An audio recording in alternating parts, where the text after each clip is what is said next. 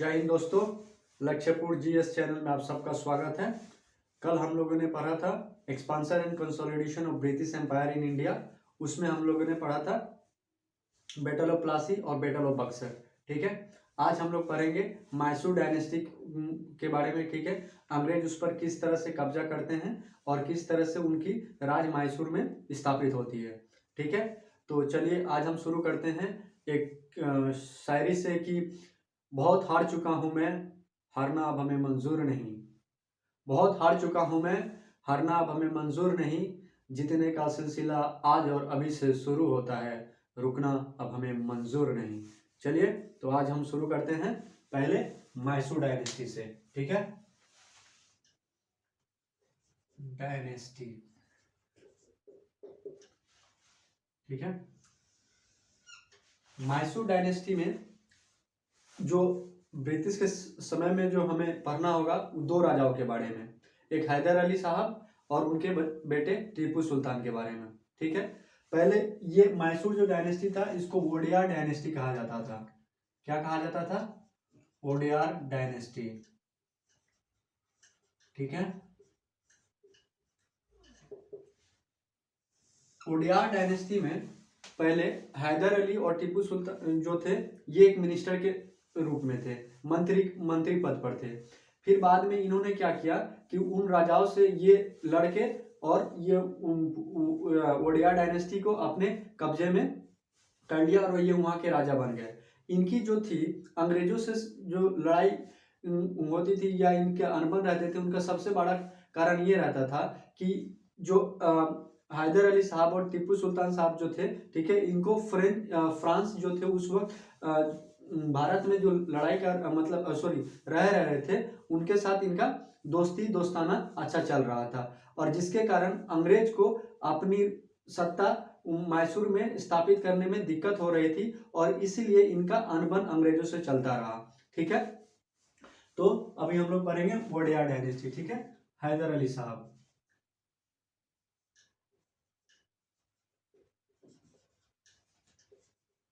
Haider Ali and Tipu Sultan were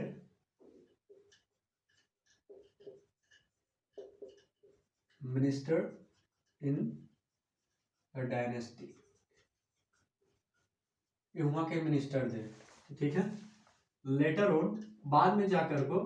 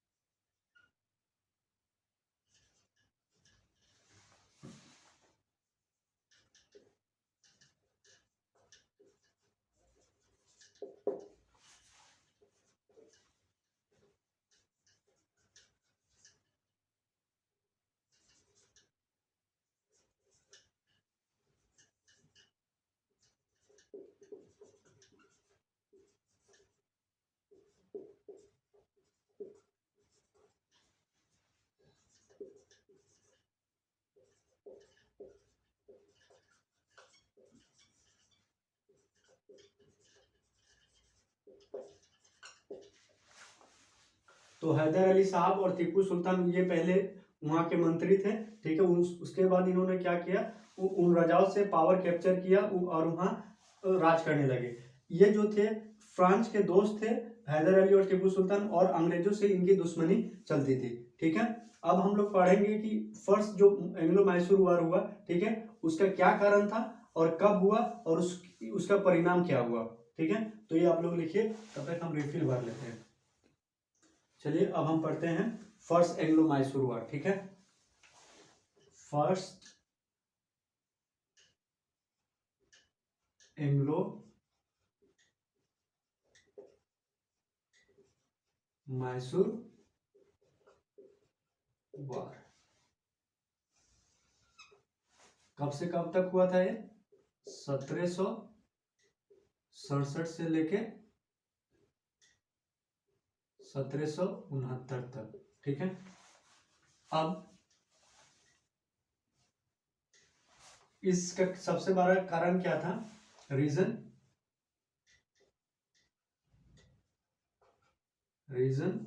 for war.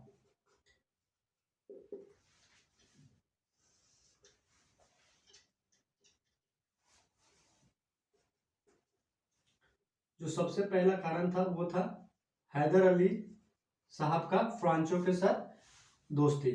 Haider proximity with France. ठीक है, दूसरा जो था बाउंड्री डिस्प्यूट्स।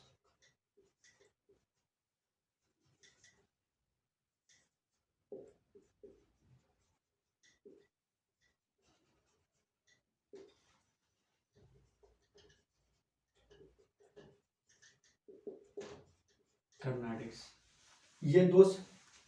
तो फर्स्ट एंग्लो मैसूर वार हुआ कब से कब तक होता? 1767 से लेकर 1769 तक। इसका जो सबसे बड़ा जो कारण था वो था हैदर अली साहब का फ्रांसो के साथ दुश्मनी, जो अंग्रेज देख नहीं पाते थे, इनको अपनी सत्ता स्थापित करने में यहाँ दिक्कत होने लगी। ठीक है, जो दूसरा जो कारण था वो था बाउंड्री डिस्प्यूट, जो था कर्नाटिक रीजन के साथ मैसूर का। ठीक है, अब देखिए ये बाउंड्री डिस्प्यूट क्या था कि आप बताते हैं। देखिए यहाँ पे मान लीजिए कि ये उस वक्त की तत्कालीन भारत का नक्शा हुआ। ठीक है, तो ये हो गया महाराष्ट्र, मराठास। ठीक है, ये हो गया मैसूर, सॉरी ये हो गया हैदराबाद,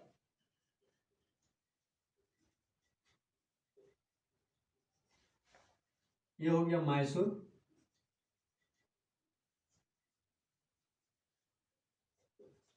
ये हो गया कर्नाटिक्स,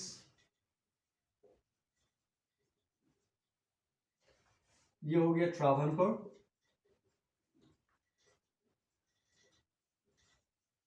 ठीक है, और ये हो गया आपका, और ये हो गया माहे।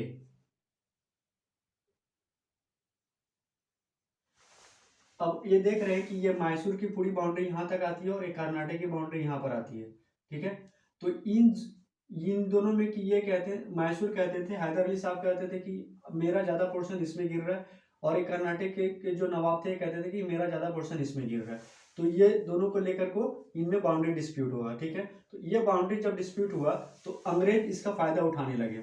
ठीक है, अंग्रेज बोले कि आप लड़ाई कीजिए, हम आपका साथ देंगे। तो दो अलायंस बना। ठीक है, पहला अलायंस कौन कौन सा बना? पहले हैदर अली साहब का बना, Haidar Ali versus alliance of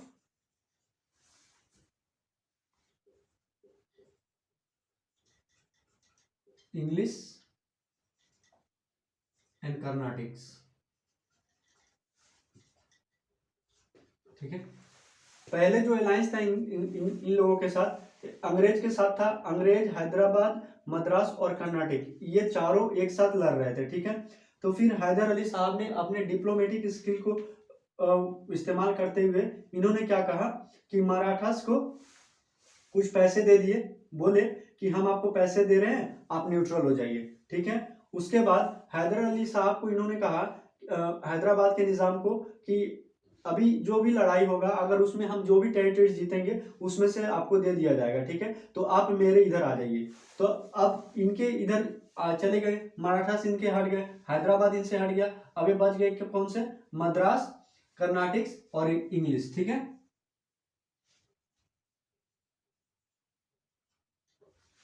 Haider Ali साहब ने क्या किया, इनके जो अलायंस को तोड़ करके और ये डायरेक्ट जाकर को अटैक कर देते हैं मद्रास पर, आरकोट में। ठीक है, उसके बाद ये ट्रीटी, ये लड़ाई 1 साल तक चलती है। उसके बाद एक संधि होती है, मद्रास की संधि 1769 में, और उस संधि के तहत ये लड़ाई खत्म कर दी जाती है। ये संधि अंग्रेजों के लिए इतनी ह्यूमिलिएटिंग होती है, इतनी दर्दनाक होती है, इनके लिए मतलब इतनी बेइज्जती होती है कि अंग्रेज ठान लेते हैं कि इनको इस बेइज्जती का बदला लेना है। ठीक है, फिर जाकर को आगे जो एक बहुत बड़ा कारण बनता है सेकेंड एंग्लो मैसूर वार के का। ठीक है, अब हम आगे पढ़ते हैं। देखिए कि प्रोग्रेस ऑफ वार में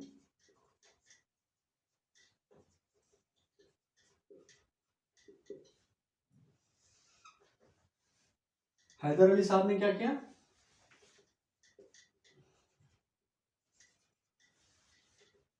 हैदर broke the alliance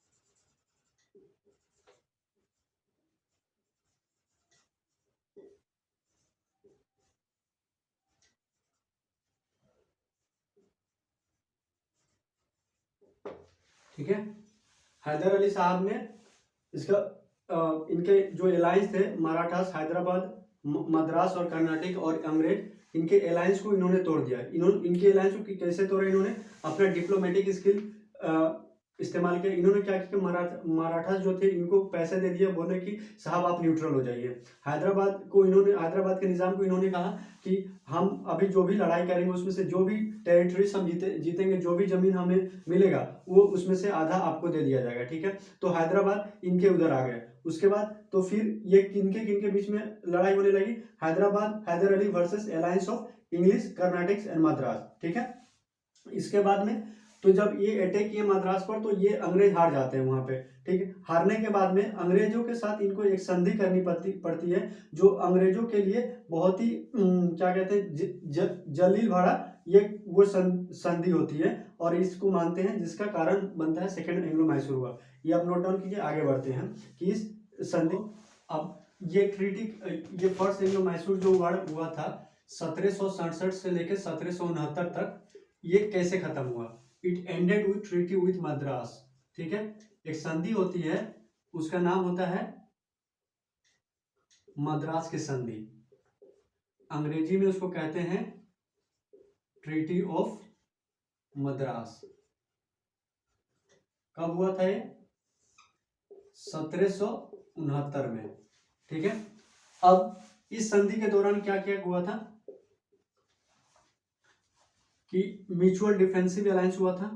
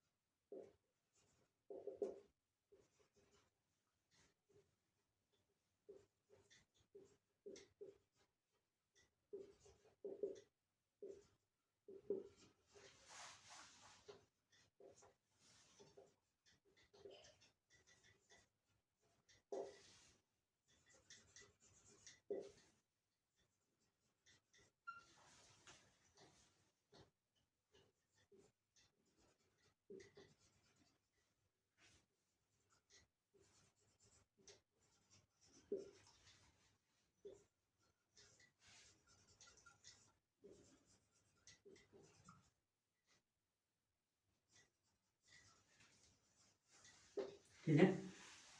तो मद्रास की संधि होती है। मद्रास की संधि में क्या होता है, इसकी टर्म एंड कंडीशन क्या होता है। मद्रास की संधि की टर्म एंड कंडीशन ये होता है कि इन दोनों में म्यूचुअल डिफेंस समझौता किया जाता है और एक दोनों के जो भी प्रिजन थे, ठीक है, लड़ाकू थे जिनको कैद कर लिया गया था, उनको एक्सचेंज किया जाता है, ठीक है। और जो लड़ाई से पहले जो जो इनकी जमीन या जो भी जगह इन हथियाया जाता है, ठीक है, कब्जा किया जाता है, वो दोनों को वापस कर दिया जाता है। और सबसे बड़ी बात इसमें की जाती है कि हैदर अली साहब के ऊपर अगर कोई अटैक करता है, ठीक है, तो अंग्रेज हैदर अली साहब की मदद करेंगे, ठीक है।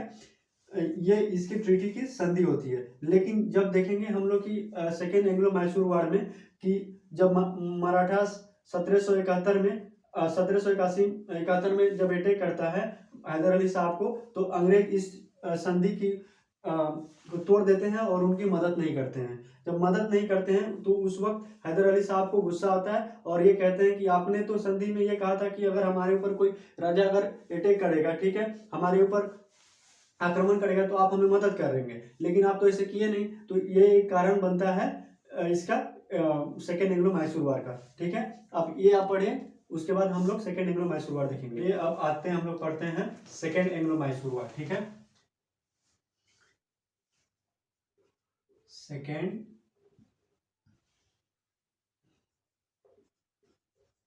एंग्लो मैसूर वार ये कब से कब तक हुआ था, 1780 से लेके 1784 तक, ठीक है। इसका कारण क्या था,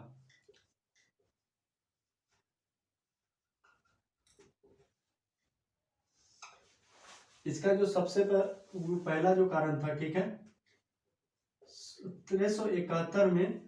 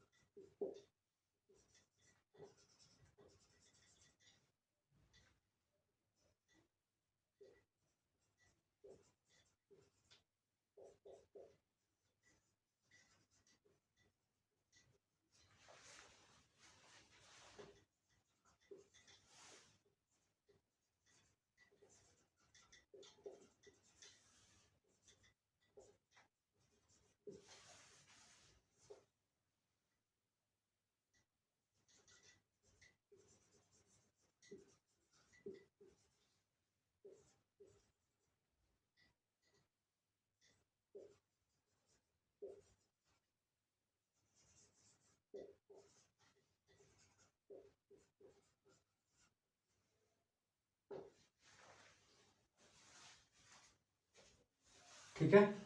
तो इसका रीजन ऑफ द वार क्या था कि सेकेंड एंग्लो मैसूर वार होता है 1780 से लेकर 1784 तक, ठीक है। सबसे पहले इसका कारण क्या हुआ कि 1771 में मराठास जो थे वो मैसूर पर अटैक कर दिए, ठीक है। तो अब ट्रीटी ऑफ मद्रास के तहत अंग्रेजों को हैदर अली साहब की मदद करनी चाहिए, लेकिन अंग्रेज ने इनकी मदद नहीं की, ठीक है। उसके बाद हैदर अली ने इस बात को इग्नोर कर दिया, लेकिन इन्होंने कहा कि मद्रास के संधि के तहत आपको हमारी मदद करनी चाहिए थी, ठीक है, लेकिन आपने हमें मदद नहीं की और इन पर इल्जाम लगाने लगे, ठीक है। फिर भी ये हैदर अली साहब इनको इग्नोर कर दिए, चलो एक गलती तुम्हारी हम माफ कर देते हैं, ठीक है। फिर इनका जो सबसे बड़ा गलती हुआ, अंग्रेज इन्होंने क्या किया, माहे पर अटैक कर दिए। अब देखिए ये हो गया मैसूर का बाउंड्री, ये हो गया ट्रावनकोर, ये कर्नाटक और ये मद्रास, हैदराबाद और मराठास, ठीक है। तो ये माहे यहाँ पर हो गया, इस पर अंग्रेजों ने अटैक कर दिया।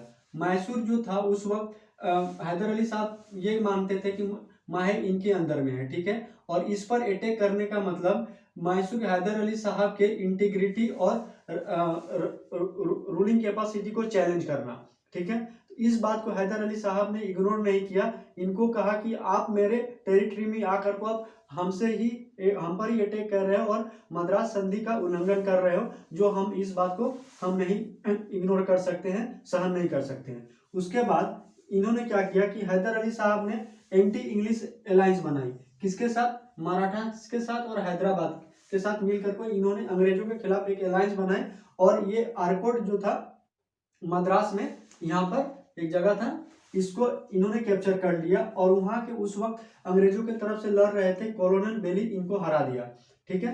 फिर इसी के आगे तौर में जब लड़ाई आगे बढ़ती है, फिर उसी साल 1781 में आते हैं सर आयर कूटे और ये मराठास को और हैदराबाद को इनके अलायंस से हटाते हैं और हैदर अली को पोर्टो नोवा 1781 में इनको डिफीट कर देते हैं, ठीक है। अब ये पहले लिख लीजिए, उसके बाद हम आगे बढ़ते हैं। फिर 1781 में इन 1781 अराइव्ड, कौन आते हैं, सर आयर कूटे।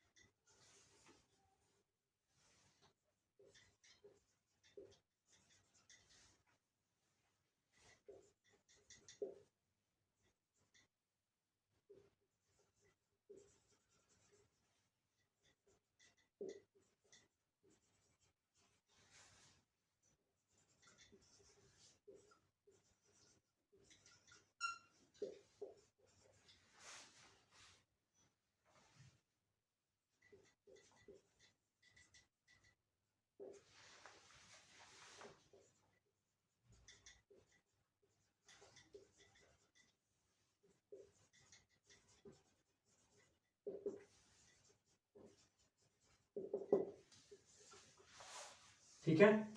तो जब ये वो आरकोट को कैप्चर करने के बाद 1781 में फिर आते हैं सर आयरकुटे उसी साल, ठीक है। सर आयरकुटे आने के बाद क्या कहते हैं, जो मैसूर मराठास और हैदराबाद की जो अलायंस ये बनी हुई थी, ठीक है, सर आयरकुटे क्या कहते हैं, मराठास को और हैदराबाद को मैसूर के एलायंस के, हैदर अली के एलायंस से ये हटा देते हैं। कोई चीज की लालची देते हैं कि आप यहाँ से हटिए, ठीक है, आपको इतना पैसा दिया जाएगा या जमीन दिया जाएगा, तो ये दोनों मैसूर के एलायंस से हट जाते हैं। और उसके बाद हैदर अली साहब को पोर्ट नोवा करके एक जगह है, वहां पर एक बहुत ही भयानक युद्ध होती है, और उस भयानक युद्ध में हैदर अली साहब एकदम अपनी वीरता से लड़ते हैं, और लेकिन जाके अंततः ये हार जाते हैं 1781 में। यहाँ के ये हारने के बाद भी, ठीक है, ये अपने आप को हारा हुआ नहीं मानते हैं। ये कहते हैं कि हम हारे लेकिन फिर भी लड़ेंगे। फिर उसके बाद में क्या कहते हैं, ये अपने ग्रुप को, अपने फोर्स को रिकम्बाइन करते हैं, और इंग्लिश कमांडर उस वक्त रहते हैं ब्रेथवाइट, इनको ये कैप्चर कर लेते हैं, ठीक है। इसके बाद कैप्चर करने के बाद हैदर अली साहब 1781 में 8 दिसंबर के लगभग कैंसर से इनकी मृत्यु हो जाती है। उसके बाद इस युद्ध का संरक्षण या निर्देशक करते हैं टीपू सुल्तान, जो इनके बेटे रहते हैं। अब हैदर अली साहब, Hyder died on December 7, 1781 due to cancer. Cancer के कारण इनकी मृत्यु हो जाती है, ठीक है। Later on war is carried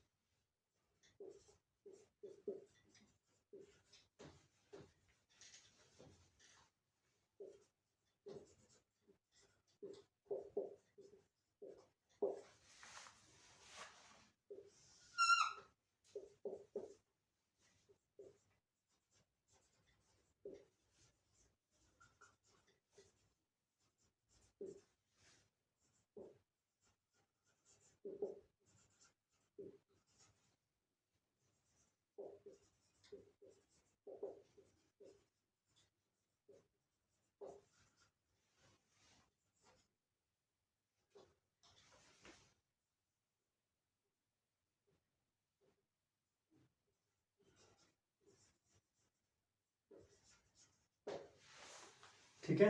तो हैदर अली साहब की मृत्यु कब हो जाती है? 7 दिसंबर 1781 में ये मर जाते हैं कैंसर के कारण, ठीक है। उसके बाद जो ये युद्ध होता है उसको आगे बढ़ाते हैं टीपू सुल्तान। टीपू सुल्तान हैदर अली साहब के बेटे हैं, ठीक है। ये कौन है? सन, इनके बेटे हैं 1 साल तक। इस युद्ध का परिणाम कुछ नहीं निकल को आता है, ठीक है। दोनों थक हार कर को इस युद्ध को खत्म कर देते हैं मैंगलोर के संधि के साथ। ट्रीटी ऑफ मैंगलोर कब साइन किया जाता है? मार्च 1784 में। एग्जाम में आपसे पूछ दिया जाएगा ट्रीटी ऑफ मैंगलोर किससे संबंधित है? सेकेंड एंग्लो मैसूर हुआ, थर्ड एंग्लो मैसूर या फोर्थ एंग्लो मैसूर, ऐसे करको, ठीक है। 1784 में इस संधि के तहत क्या होता है कि हैदर अली साहब के अलायंस और अंग्रेज के अलायंस, ठीक है, जो भी थे, इनको एक दूसरे के जो भी ये जमीन कब्जा किए थे, इनको दोनों को एक दूसरे से एक्सचेंज कर दिया जाता है, और दोनों को उनकी उनकी अपनी जमीन लौटा दी जाती है, और यहाँ सेकेंड एंग्लो मैसूर वार खत्म हो जाता है, ठीक है। अब इस आगे हम लोग पढ़ेंगे।